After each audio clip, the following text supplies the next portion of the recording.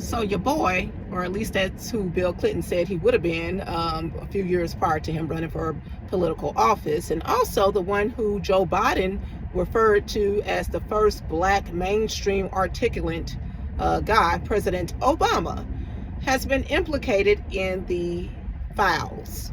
If you know the famous, infamous Allen, where pretty much all of our ruling class has been tied to. A lot of people are not surprised by this, and I'm not. When you look at the legislation of Obama, you see that he was really behind a lot of anti-Christ policies, as far as this country is concerned. And furthermore, he ran on yes we can, but we never asked him can do what. Okay, because just because you can don't mean that you should. So we needed to know specifically, what did he mean when he said, yes, we can. Yes, we can go to the island. Yes, we can do whatever we want to do without any type of repercussions or consequences. Like, yes, we can what?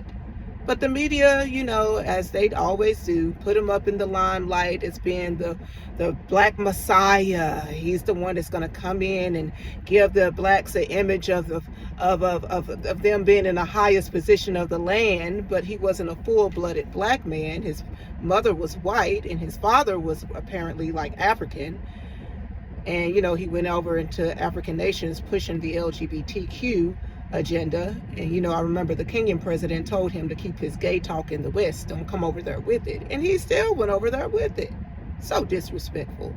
But at any rate, you guys, there was an attorney Lynn Wood, that came out around 2020. He was a defamation lawyer for decades, and he came out, and I remember him telling a crowd of people that the Obamas, the Clintons, and I believe the Bidens or Bushes, one of them, but I know for sure the Obamas and the Clintons were involved in trafficking.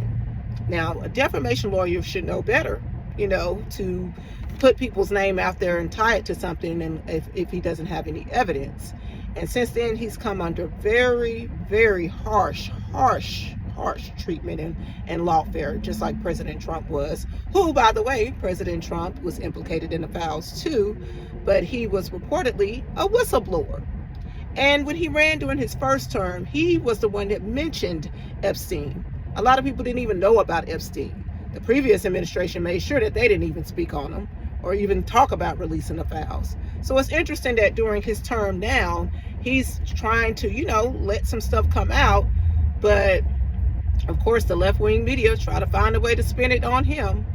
And I hope people will wake up, because you don't get this type of criticism and backlash and attack unless you're standing for right. Okay? When you stand up to do what's right and make real change, these people have proven time and time again that they go after the ones that will disrupt and uproot their system. That's why the people that were targeted and assassinated back in the days, Martin Luther King, Fred Hampton, JFK, all these type people were the ones that were Gaddafi, people that were about creating real change that would have helped benefit people. The world loves its own. And whoever the world hates, I'm pretty sure God loves.